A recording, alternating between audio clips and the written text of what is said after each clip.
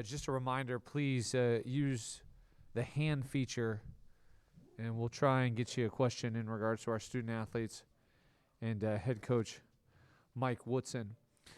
Joining us on the far end, Geronimo, 15.7 rebounds. Trace Jackson Davis in the middle, 29 points, 9 rebounds. Indiana will play on Thursday in Portland, Oregon against number 5 seed St. Mary's. We will start our press conference with Coach Woodson. Coach, if you could, just a statement on your basketball team here tonight. Great effort on everybody's part. I thought Wyoming, their staff did a great job with their team playing extremely hard and really pushed us. And I thought our guys responded. I thought our defense was really the key when we were struggling offensively to make shots. But we just kept grinding, and, I found another player tonight off the bench, and that was Geronimo, who gave us a major, major lift tonight. And Trace was who he's been pretty much all year. So with that being said, I'll let you guys have it. For questioning, we will start with our student athletes. And in regards to questions, please say your name, your affiliation. We'll begin here in the front row, right here on the end. Jeff Rapjohns, Peegs.com. Trace, I'd like to get your thoughts on the way Jordan played and the lift he gave you guys tonight. Honestly, even throughout the Big Ten tournament, I think Geronimo's been a key to our run. So I wasn't surprised at all, man. He's an energy guy. He's going to go rebound. He's going to go get things at the top of the backboard and dunk it hard. So I'm happy for him because he's performing at a really, really high level for us. And without him, we probably would have lost that game. So credit to him. Stay in the front row.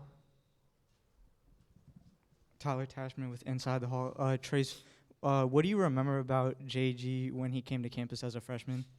Man, JG, he always had a smile on his face. He was really goofy. I mean, his first year, he struggled a little bit, but he stuck with it. I mean, this past summer, he was working super hard, working on his jump shot, just working on everything, just get ready for this year and prepare him for this moment. And I couldn't be happier for him because, as you can tell, the work that he put in the summer he's reaping the benefits. Let's go to the back row. Trace, Dominique Gates with WLKY in Louisville. Just what does it mean to be able to, after a 6-year NCAA tournament drought, just what does it mean to be able to get a win and continue playing in the NCAA tournament? It's huge. It's surreal, this environment. Even just for the first 4 game, it was a surreal environment. I've always dreamed about playing in this tournament, and finally just being able to live out that dream and just performing at the highest level, I'm truly grateful. Second row.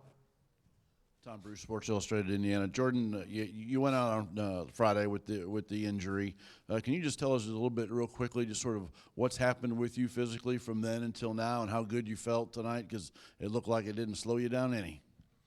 I just give thanks to our team trainer, Tim Garl. He helped me through just plenty of treatment sessions, just getting my ankle right, just, rehabbing all that kind of stuff. And just my teammates just, keeping me confident. And just telling me to breathe, calm down, because I'll be able to come back. So and I just kept it with me, and that's how I was able to come back. First row, near side.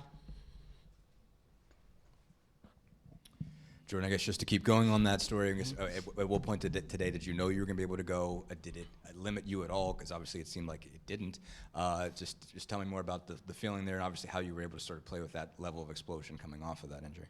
Yeah, well, like I said, Tim Garl has been doing a really good job in, just getting me better. And, as the days went by, I just started feeling like a lot better and better. And I was even surprised myself, how good I felt today. And, I just trusted my feeling, trusted how I felt, and I just played how I usually play, just explosive. So, yeah. First row in the middle. Gracie Barr, Inside the Hall. You two combined for over half of your team's points, but can you touch on the contributions from the rest of your team in terms of hustle on the floor and on the boards? It was an all-around effort by all of our guys. It might not all be in the scoring column, but there was tough shots that people hit down the stretch. I remember Parker hitting a pull-up jump shot. Then all the combo guards doing a really good job on their number. I can't think of Mabunk. What's his name? Hunter. yeah, so did a great job on him, especially with him backing down. He had the ball in his hands about 80%, 70% of the time. So it's always not going to be your night offensively, but defensively, I thought we did really good. Third row, far side. Zach Groth with ABC 21 in Fort Wayne. Trace, you've been waiting for this moment for such a long time. How did it kind of live up to what you thought it would be going into tonight? It was honestly surreal. We didn't want to be in the playing game, but sometimes the ball doesn't roll your way and some things happen. But just playing in front of our fans and almost like a home crowd one more time, I thought it was awesome. And then just being on this national stage, I thought it was really cool. Fourth row. Trace, Chris Hagan, Fox 59, Indianapolis.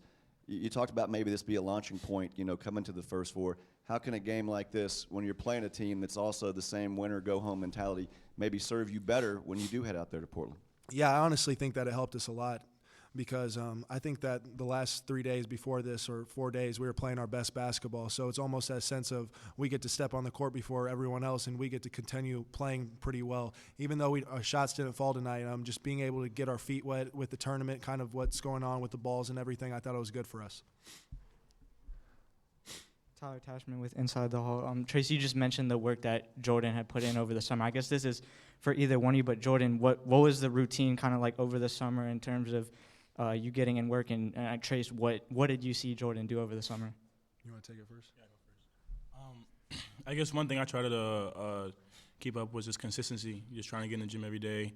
No matter what I did, was if it's just free throws that day or just getting shots up or working on my dribbling, whatever it is, just trying to be consistent because it goes a long way. And every time I work out with Isaac Green, one of our trainers. He always tells me to work out hard, to go hard every single time. And, I just kept at it.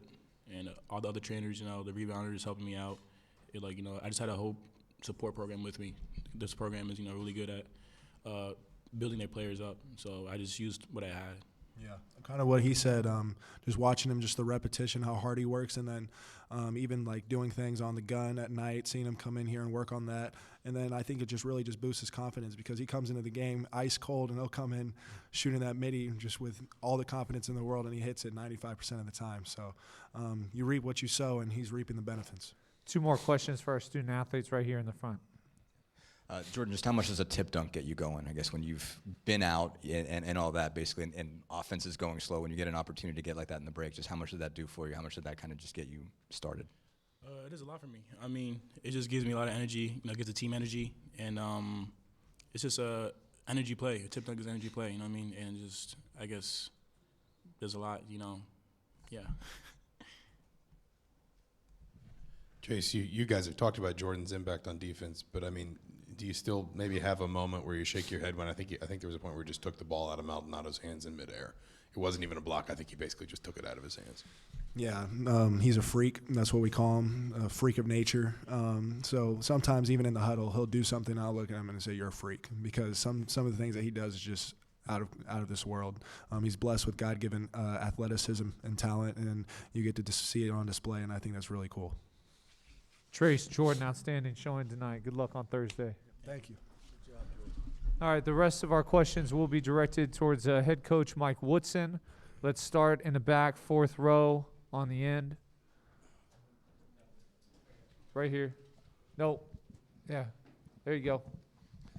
Mike, I know we're going to talk a lot about Jordan and what he did tonight, but most importantly, you look down there, the offensive rebounds. You guys had, at one point, a 15-4 lead in that category, and half of his points came off of offensive putbacks. How critical is it having a guy that can go up and not only get that rebound, but put it back in? It's very critical. I mean, Race had a couple of them as well. We knew once, the big fella Ike had a few fouls early. We had the advantage on the inside, and I thought Geronimo and Race and Trace kind of had their way pretty much throughout the game, which we needed it because we were struggling to get points. Let's go in the back, near side. Yeah, Kevin Brockway, CNHI.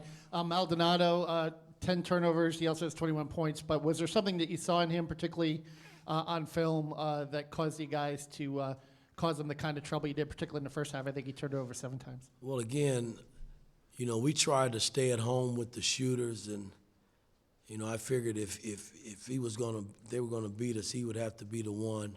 We did an excellent job, I thought, the first half on Ike.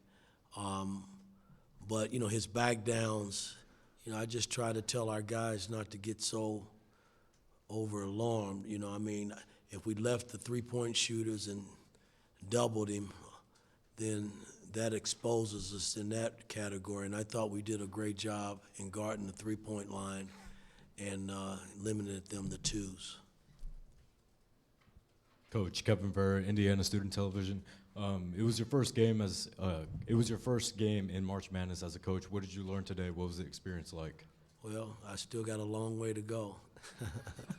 No, it was fun, you know, I mean, being my first time in. But again, guys, this is not about me, man. This is about these guys that wear this uniform and my staff and helping me trying to push these guys over the top, man. And I thought tonight, man, they answered the bell loud and clear. Second row. Keegan Nixon with the Hoosier.com. Coach, you had about a 2.5-minute stretch with no trace, no race, no X, and then they give up 4 points to Wyoming. How gritty of a stretch was that for your bench, and how much did that help you kind of limit the damage?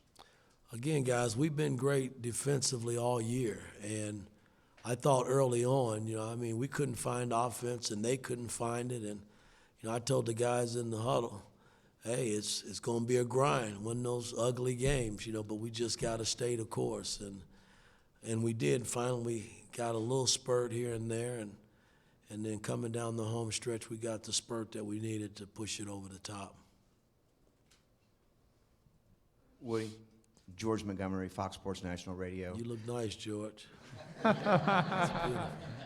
Well, thank you very much. Yeah. You guys have played Big Ten tournament in front of a lot of Hoosier fans in Indianapolis, a lot of Hoosier fans here tonight in Dayton. Now you're traveling 3 time zones, and I doubt seriously if there's going to be 8,000 Hoosier fans in Portland. I just wanted to know how you're going to compensate without all those fans in Portland, keep that energy level the way these kids have been playing. Well, can I say that Hoosier Nation, I need you all. I need 8,000 people in Portland. Can we do that? You can say whatever you want to say. Well, I hope we have a heck of a crowd out there. I hope they travel. We travel pretty far, but with that being said, you know, we still got to play the game. We can't run from it. St. Mary's is a great program. They've had a hell of a year, and you know, we got to go back and break this game tape tonight down and learn from it, and then get ready for St. Mary's. All right, 2 more questions for Coach. We'll go to the third row. Yeah, Coach, I wanted to stick, Mike Schumann with the Daily Hoosier. I wanted to stick with the theme of playing in Portland in basically 48 hours. What is your plan for the next couple days? You know, you're obviously going to get in very late tonight or early tomorrow morning. You've got to practice, prepare, media obligations. What is your plan to keep your guys fresh? Well, we already got St. Mary's, you know, kind of, you know, we had planned ahead, you know, in case, you know, we did win. We felt good about coming in here, and so we already got them ready to go. But I never let our players get by from the game they just played. So we got to break this tape down and learn from it and our mistakes, and then move on to St. Mary's. You know, we'll get in sometime tomorrow, and we'll spend the whole day getting ready. Try to find a gym where we can do some work and get ready to play on Thursday. Last question. Jeff Jones, Peegs.com. I'd like to get your take. What did you think of Jordan Geronimo's play tonight, and why do you think he was so impactful for you guys in the NCAA tournament in such a big stage? Well, again, it's a big stage for everybody that's wearing it. It's a big stage for me. You know, this is my first go-around as well. But I just thought, you know, sometimes in I call it playoff basketball and, you know, tournament play, you know, you find a guy that steps up for you, and he was the guy tonight. And hell, it could be Galloway the next night or Tamar Bates. You know, that's kind of the team we've had all season, and I'm just happy for the young man because we needed the 15 points that he gave us and his defensive presence on the floor. So it was a total team effort, man, and we're going to need that moving forward. Coach, thank you so much. Good luck on Thursday in Portland. Thank you.